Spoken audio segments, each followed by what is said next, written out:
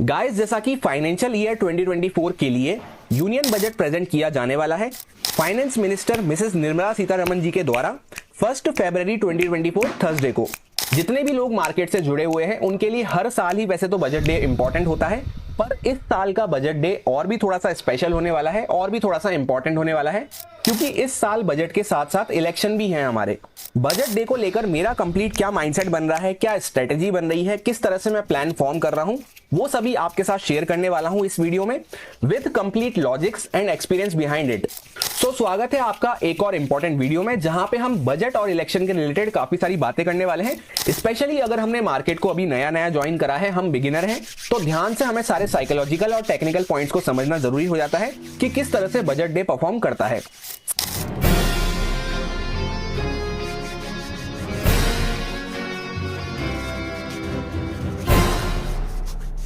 सबसे पहला and most important point, इस साल जो हमारा बजट होने वाला है 1 फरवरी को, ये फाइनल बजट नहीं है, ये एक इंटरिम बजट, जिसको हिंदी में अंतरिम बजट भी कहा जाता है, वो होने वाला है।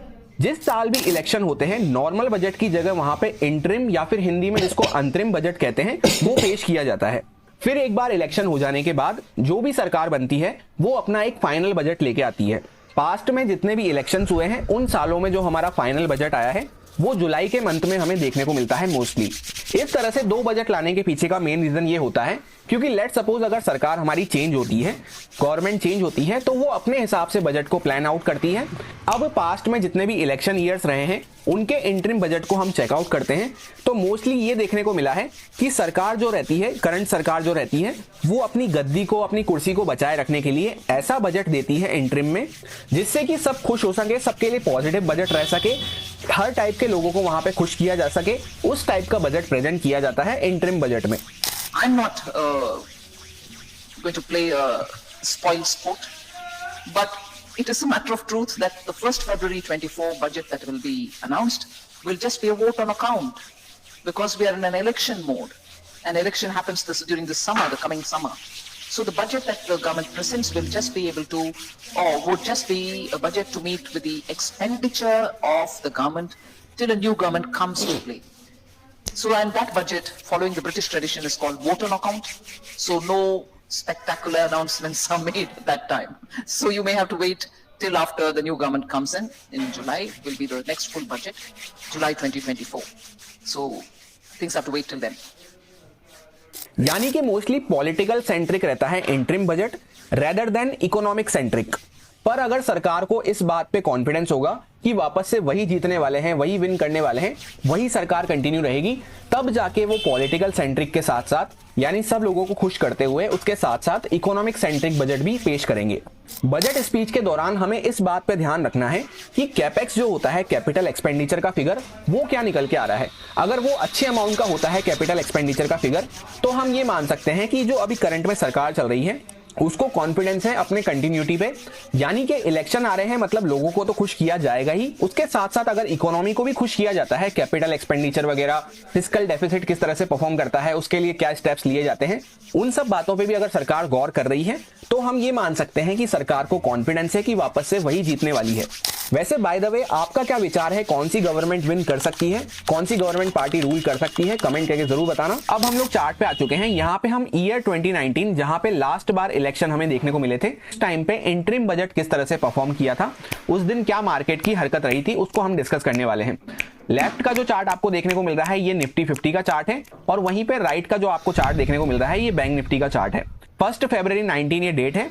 यहाँ पे आपको देखने को मिलेगा मार्केट हल्का सा गैप अप खुला, उसके बाद पूरा फर्स्ट हाफ एकदम साइडवेज रहा, फिर वहां से उसने ब्रेकआउट करा, तब एक अच्छा मोमेंटम हमें देखने को मिला, काफी अच्छे अमाउंट की वॉलिटिलिटी हमें देखने को मिली, फिर पूरी वॉलिटिलिटी को फेड करके कहीं ना कहीं मार्केट उसी लेवल के आसपास क्लोज कर दिया जहां पे ओपन हुआ था।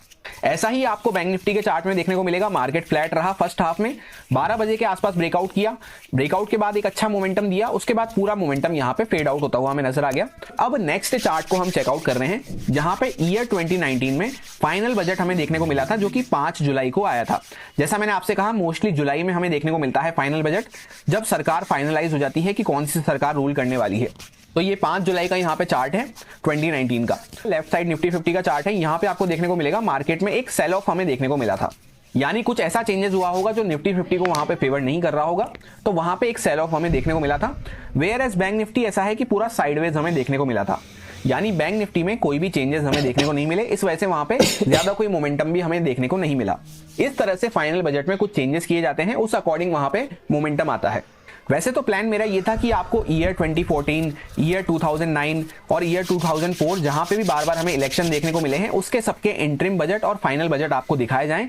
पर हुआ क्या है, ईयर 2015 तक ही हमें लास्ट चार्ट अवेलेबल हैं। जितने भी 2-3 प्लेटफॉर्म पे मैं चार्ट देखता हूं, वहां पे ईयर 2015 तक के ही लास्ट चार्ट अवेलेबल हैं, उसके पहले के चार्ट देखने को नहीं मिल रहे हैं। अब नेक्स्ट चार्ट पे हम आ चुके हैं, जो कि हमें ईयर 2023 का बजट दिखा रहा है। यहाँ पे 1 फरवरी 2023 की हम बात कर रहे हैं। एक ही बजट हमें देखने को मिला था, क्योंकि ये कोई इलेक्शन वाला साल नहीं था। अब ये लेफ्ट वाला जो चार्ट है यहाँ पे निफ्टी 50 का, फर्स्ट हाफ हमें पूरा साइडवेज देखने को मिला। उसके बाद जैसे ही उसका ब्रेकआउट हुआ तो एक बहुत अच्छा मोमेंटम हमें देखने को मिला अप साइड पे। फिर वहां से जब पूरा मोमेंटम फेड आउट हुआ तो एक अच्छे अमाउंट की हमें सेलिंग देखने को मिली। ऐसा ही हमें बैंक निफ्टी में देखने को मिल रहा है कि फर्स्ट हाफ पूरा साइडवेज हमें देखने को मिल रहा था, एकदम चॉपी। उसके बाद 12 बजे के बाद मार्केट में एक डायरेक्शनल मूव आया अप साइड का। उसके बाद पूरी यहाँ पे हमें नीचे के साइड का एक अच्छा मोमेंटम देखने को मिला।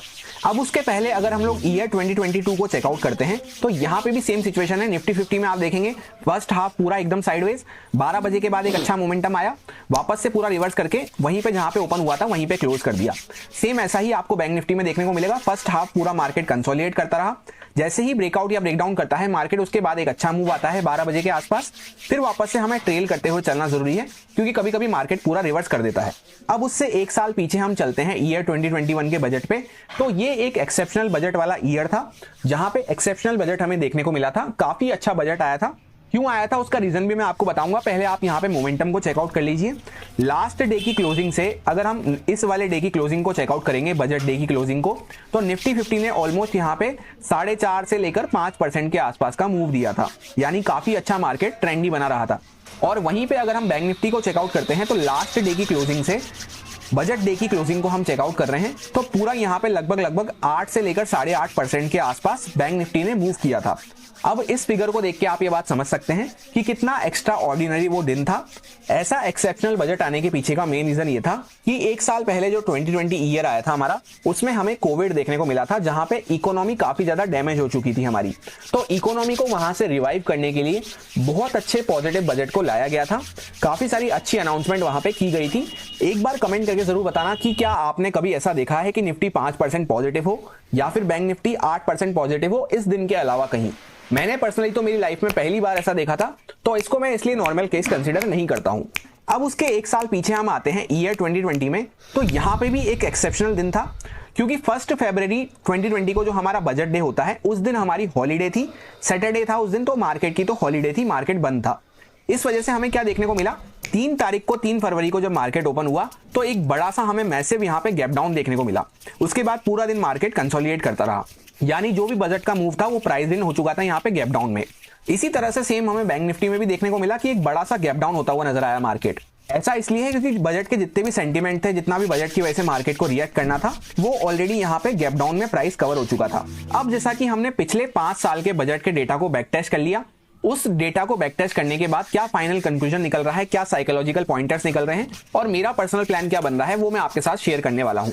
जैसा कि सबसे पहला एंड मोस्ट इंपॉर्टेंट पॉइंट तो यही हो जाता है कि बजट का जो फर्स्ट हाफ होता है वो नॉर्मल बजट के केस में हमें एकदम साइडवेज देखने को मिलता है। सिर्फ जैसा मैंने आपसे कहा ईयर 2021 और ईयर 2020 ये दो एक एक्सेप्शनल केस थे, जहां पे एक में तो हमें गैप डाउन देखने को मिला था बड़ा सा और एक में एक्स्ट्रा ऑर्डिनरी मूव हमें देखने को मिला था। तो इन दोनों को मैं कभी भी कंसिडर नहीं करता हूं।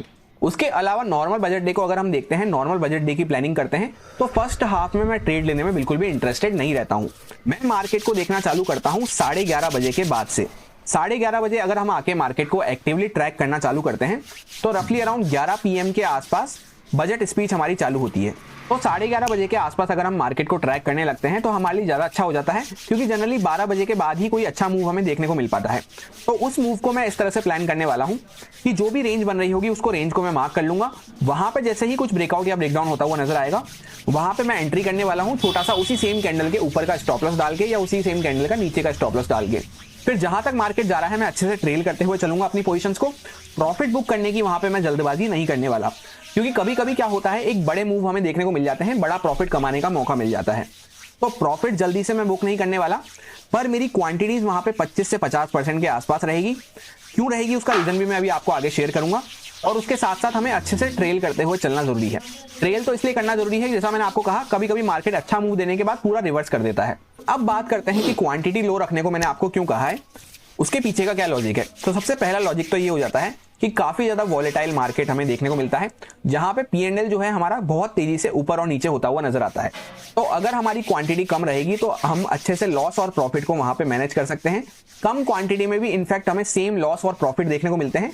तो वहीं पे अगर हम नॉर्मल क्वांटिटी में काम करेंगे तो हमें बड़ा लॉस वहां पे फेस करना पड़ सकता है, और हमारे इमोशंस भी हमारे कंट्रोल में नहीं रहेंगे जब आंखों के सामने हमारा P&L बहुत ज्यादा ऊपर नीचे होता हुआ नजर आएगा। अब उसी के साथ साथ सेकंड रीजन ये हो जाता है क्वांटिटी कम रखने का, कि जो आईवी होती है मार्केट में, इंप्लाइड वॉलिटिलिटी जिसको कहते हैं, इवेंट की वजह से इंप्लाइड वॉलिटिलिटी काफी ज्यादा बढ़ जाती है। तो वहीं पे प्रीमियम का जो प्राइस है हमें काफी महंगा मिलता है। यानी जिस प्राइस में हमें 2 लॉट मिल जा रहे थे वहां पे हो सकता है एक ही लॉट हमें मिले। तो आईवी ज्यादा हो जाने से प्रीमियम एक्सपेंसिव हो जाते हैं। तो अगर हम सेम लॉट के साथ सेम क्वांटिटी के साथ काम करेंगे तो कैपिटल डिप्लॉय हमारा बहुत ज्यादा बढ़ जाता है। तो सिंपली अगर कैपिटल हमारा ज्यादा लगेगा तो वहां पे प्रॉफिट एंड लॉस बड़े बड़े होने के चांसेस बन जाते हैं। तो उसको मैनेज करने में भी क्वांटिटी हमें कम रखनी है। अब उसके बाद नेक्स्ट इंपॉर्टेंट पॉइंट की बात करते हैं। जैसा मैंने आपसे कहा, आईवी वहां पे बढ़ी हुई रहती है, प्रीमियम एक्सपेंसिव चल रहे होते हैं। तो आईवी बढ़ने के पीछे का रीजन हो जाता है इवेंट रिस्क। तो जैसे ही इवेंट खत्म होता है, यानी बजट की स्पीच वगैरह ओवर होती है, उसके बाद एक वॉलेटाइल मोमेंटम, हमें एक ट्रेंडी मोमेंटम देखने को मिलते हैं। जैसे ही वो ट्रेंडी मोमेंटम खत्म होते हैं, एग्जैक्ट टाइम की अगर मैं बात करूं तो 1:30 PM के आसपास से लेकर लगभग 1:30 से 2 PM के आसपास से लेकर प्रीमियम में बहुत ज्यादा ड्रास्टिकली हमें डाउन मूव देखने को मिलता है। प्रीमियम गलते हुए नजर आते हैं, क्योंकि आईवी बढ़ने की वजह से प्रीमियम बढ़े हुए थे। आईवी गिरना चालू होगी, इवेंट रिस्क जैसे ही खत्म होगी, तो वहां पे प्रीमियम भी हमें गिरते हुए नजर आएंगे। तो मैं पर्सनली ये करने वाला हूं कि 12 बजे के आसपास अगर मैं कोई ट्रेड प्लान कर रहा हूं तो मेरी कोशिश ये रहेगी कि 1 बजे से पहले पहले मैं उसको स्क्वायर ऑफ कर दूं। इस 1 घंटे के आसपास मैं ट्रेड लेने वाला हूं, उसमें जो भी मेरे को प्रॉफिट होता है, लॉस होता है, मैं उसको स्क्वायर ऑफ करना पसंद करूंगा। या फिर अच्छे से ट्रेल करते हुए ट्रेलिंग स्टॉप लॉस भी मेरा हिट हो जाता है तो मैं वो लेना पसंद करूंगा। जैसा कि मैं एक ऑप्शन बायर हूं, अगर आप भी एक ऑप्शन बायर हैं तो इस बात का खास ध्यान रखना कि 1-1:30 बजे के बाद अगर आप कोई ट्रेड ले रहे हैं तो वहां पे अगर आपके फेवर में मूव आता है तब भी उतना तेजी से प्रीमियम नहीं बढ़ेंगे। वहीं पे अगर गलती से अगेंस्ट में मूव आता है या मार्केट थोड़ा सा इस तरह से रुकने का ट्राई करता है तो बहुत तेजी से आपके प्रीमियम गलते हुए नजर आएंगे। और दूसरी तरफ अगर आप ऑप्शन सेलर हैं तो जो ये 12 बजे से लेकर 1 बजे का मूव आता है, इसमें आपको हाथ नहीं डालना है।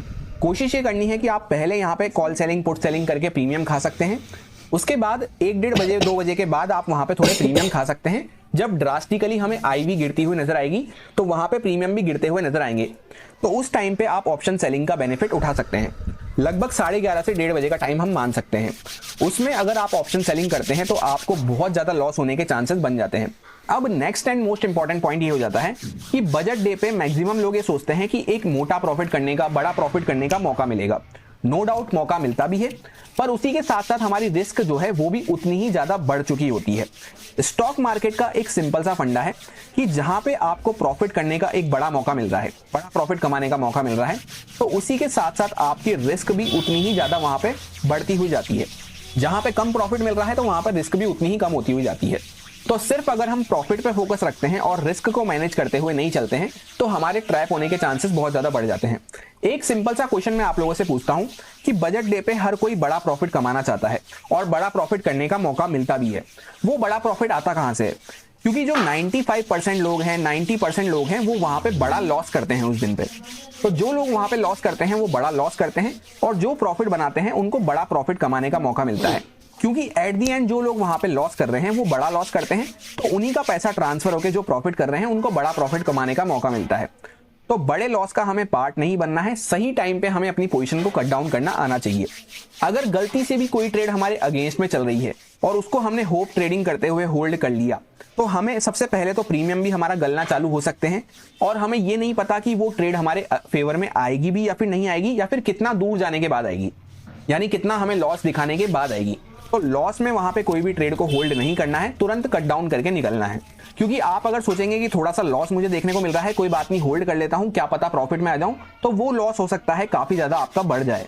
तो सिंपली इस पॉइंट का कंक्लूजन ये है कि बड़ा प्रॉफिट कमाने की चाह में हमें बड़ा लॉस नहीं लेना है। भले ही बड़ा प्रॉफिट बने ना बने, अगले दिन फिर मार्केट ओपन होगा, अगली बार फिर बजट आएगा, पर कैपिटल पे हमें बड़ा डेंट नहीं लेना है। एंड मोस्ट इंपॉर्टेंट थिंग, उस दिन कोई भी प्राइस एक्शन, कोई भी लेवल्स वगैरह आपके कुछ भी काम नहीं आएंगे। सिर्फ और सिर्फ वहां पे न्यूज बेस्ड सेंटिमेंट चलते हैं। मार्केट में स्पीच चलती रहेगी 11 बजे के आसपास। जैसे ही कोई पॉजिटिव न्यूज की स्पीच चालू होगी, मार्केट ऊपर निकलना चालू करेगा। कोई नेगेटिव न्यूज की स्पीच आएगी, मार्केट नीचे निकलना चालू करेगा।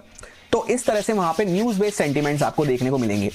तो आप ये सोचेंगे कि मार्केट यहां से सपोर्ट ले लेगा, यहां से सपोर्ट ले लेगा, या यहां से रेजिस्टेंस ले लेगा, यहां से रेजिस्टेंस ले लेगा। ऐसा कुछ भी नहीं होने वाला है। वहां पे सिंपली आपको ये देखना आना चाहिए कि अगर मार्केट ब्रेकआउट कर रहा है 12 बजे के आसपास, उसी साइड पे बैठ जाओ, छोटा सा स्टॉप लॉस डाल दो कैंडल के नीचे और अच्छे से ट्रेल करते हुए चलो। कुल मिला के उस दिन प्राइस एक्शन के भरोसे नहीं बैठना है, न्यूज बेस्ड सेंटिमेंट वहां पे चलेंगे। अब उसके बाद next and most important point, सिर्फ मैक्सिमम 1 या फिर 2 ट्रेड मैं उस दिन प्लान करने वाला हूं। किस तरह से करने वाला हूं उसको समझना जरूरी हो जाता है। जैसे मान लेते हैं कि मेरा कोई स्टॉप लॉस हिट हुआ, या फिर ट्रेलिंग स्टॉप लॉस हिट हुआ, या फिर मैंने एग्जिट किया वहां से। एग्जिट किसमें किया? प्रॉफिट बुक करके वहां पे एग्जिट किया। अगर ये दोनों केस मेरे साथ हुए हैं, यानी मैं कहीं ना कहीं ग्रीन में क्लोज हुआ हूं, ट्रेल करा है मैंने या फिर एग्जिट करा है प्रॉफिट, तो मैं कहीं ना कहीं ग्रीन में क्लोज हुआ हूं। तो एक ट्रेड में अगर मेरा ट्रेलिंग हिट हो जाता है या फिर मैंने एग्जिट करा है प्रॉफिट में, उसके बाद मैं ज्यादा सेकंड ट्रेड ले लूंगा। सेकंड ट्रेड में भी अगर मैं किसी रीजन से एग्जिट हो जाता हूं, चाहे वहां पे स्टॉप लॉस हो रहा हो, ट्रेलिंग हो रहा हो, या प्रॉफिट में एग्जिट कर रहा हूं, उसके बाद मेरे को पीसी वहां पे बंद कर देना है, लैपटॉप बंद कर देना है, जो भी हमारा ट्रेडिंग टर्मिनल है उसको बंद कर देना है। दिन भर फिर देखना भी नहीं है मार्केट में क्या हो रहा है क्या नहीं हो रहा है। ऐसा इसलिए है क्योंकि हर 5 मिनट में आपको लगेगा कि यहां से मार्केट ऊपर भग जाएगा, यहां से मार्केट नीचे भग जाएगा। इस तरह की सिंगल कैंडल में हमें वॉलिटिलिटी वहां पे देखने को मिलती है। हर कैंडल आपको अट्रैक्ट करने वाली है वहां पे। तो डिसिप्लिन के साथ अगर काम करोगे तो ठीक है, वरना बड़ा लॉस करने को मिल सकता है। और ये जो ऊपर वाला केस था, पहली ट्रेड में अगर मान लेते हैं हमारा स्टॉप लॉस हिट हो गया, तो स्टॉप लॉस अगर छोटा मोटा हिट हुआ है, हमारी लॉस की लिमिट एक्सीड नहीं हुई है, तब तो फिर वहां पे हम सेकंड ट्रेड लेंगे। अदरवाइज पहले ही स्टॉप लॉस में हमारी लॉस की लिमिट एक्सीड हो चुकी है। जो भी एक XYZ अमाउंट का हम लॉस सोच के आए थे उस दिन के लिए, उतना लॉस हमने वहां पे ले लिया है। तो फिर हमें सेकंड ट्रेड पे भी नहीं जाना है, सिर्फ पहली ट्रेड के बाद ही मार्केट को बंद कर देना है, दिन भर देखना भी नहीं है। अब नेक्स्ट इंपॉर्टेंट पॉइंट ये निकल के आता है कि सोशल मीडिया पे, यूट्यूब, ट्विटर वगैरह पे काफी लोग आपको ये सजेस्ट करने वाले हैं कि कॉल भी बाय करके बैठ जाओ, पुट भी बाय करके बैठ जाओ। जिससे क्या होगा, एक अगर बाई चांस हमारा जीरो हो भी जाता है तो दूसरा हमारा हीरो हो जाएगा वहां पे। उसमें मल्टीफोल्ड रिटर्न हमें देखने को मिल जाएंगे, 3 गुना, 4 गुना, 5 गुना हो जाएगा। पर ये जो स्ट्रेटेजी होती है, मैं बिल्कुल भी इसको यूज में नहीं लेता हूं। बाकी लोग इसको इसलिए यूज में लेते हैं क्योंकि जैसा मैंने आपको दिखाया, ईयर 2020 और ईयर 2021 ये दोनों एक एक्सेप्शनल ईयर थे। तो इनमें जो लोग आए हैं उन्होंने क्या देखा है कि मार्केट एक बहुत बड़े पॉइंट का मूव देता है। जैसे कि ईयर 2020 में मार्केट बहुत बड़ा गैप डाउन खुला था, तो उसमें क्या हुआ, पुट हमारा काफी ज्यादा बढ़ गया होगा और कॉल हमारा ऑलमोस्ट 0 के आसपास आ गया होगा। तो लोगों ने ये देख लिया। उसके बाद 2021 में क्या हुआ, कॉल हमारा बहुत ज्यादा अच्छा चल गया क्योंकि 8% के आसपास बैंक निफ्टी बढ़ता हुआ नजर आया था, जैसा मैंने आपको दिखा दिया चार्ट पे। तो कॉल हमारा वहां पे हीरो हो गया होगा और पुट वहीं पे 0 हो गया होगा। तो ये दोनों साल देखे लोगों ने, तो इसी टाइम पे मोस्टली ट्रेडर्स ज्वाइन करे हैं। तो उनको क्या लगता है, हर साल अगर इस स्ट्रेटजी को यूज में ले लो तो वहां पे काम हो जाएगा। पर जैसा कि अगर आपने चार्ट्स को ध्यान से देखा होगा तो ईयर 2019, ईयर 2022 और 23, इन तीनों सालों में क्या हुआ, मार्केट पूरा साइडवेज रहा, एक साइड पे मोमेंटम दिया, वापस से फेड आउट करके वहीं पे कहीं पे क्लोज कर दिया जहां पे ओपन हुआ था। तो ना तो हमें कॉल साइड पे प्रॉफिट मिल पाया, ना हमें पुट साइड पे प्रॉफिट मिल पाया, क्योंकि जैसे ही एक साइड पे प्रॉफिट मिलने लगा होगा उसी टाइम पे मार्केट पूरा रिवर्स कर दिया। और उसी के साथ साथ जो आईवी बढ़ी हुई रहती है वो बहुत तेजी से वहां पे क्रैश होती हुई नजर आती है, जिस वजह से हो सकता है आपको कॉल साइड में भी लॉस मिल जाए और पुट साइड में भी आपको लॉस मिल जाए। अब last and most important point ये हो जाता है कि सपोज करते हैं हम एक नए ट्रेडर हैं, अभी हमने मार्केट को ज्वाइन करा है, अभी हमने मार्केट को सीखना चालू किया है। ईयर 2023 में जो बजट आया उस तक का भी हमें एक्सपीरियंस नहीं है, उसको देखा भी नहीं हमने कैसा हुआ था। तो फिर वहां पे मैं आपको पर्सनली यही सजेस्ट करूंगा कि आपको कोई भी ट्रेड नहीं लेनी है।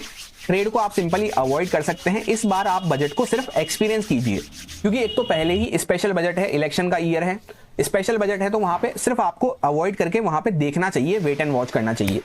ये ऐसा दिन होता है जहां पे जो एक्सपीरियंस ट्रेडर है वो भी काफी बड़ा बड़ा लॉस कर बैठते हैं। जैसा मैंने आपको एक पॉइंट में एक्सप्लेन करा, जब सारे लोग बड़ा लॉस करते हैं तभी जो लोग प्रॉफिट करते हैं वो बड़ा प्रॉफिट करते हैं। ये ऐसा दिन हो जाता है। मैं खुद भी पर्सनली वहां पे बहुत लाइट क्वांटिटी के साथ काम करने वाला हूं। वैसे भी वो दिन कौन सा है, थर्सडे का दिन हमें देखने को मिल रहा है जहां पे निफ्टी 50 की एक्सपायरी होगी। तो एक्सपायरी का दिन तो आप जानते हैं पहले ही कितना वॉलेटाइल रहता है, उसमें भी बजट डे अलग है। बजट डे भी कौन सा, स्पेशल ईयर वाला बजट है, इलेक्शन का ईयर है।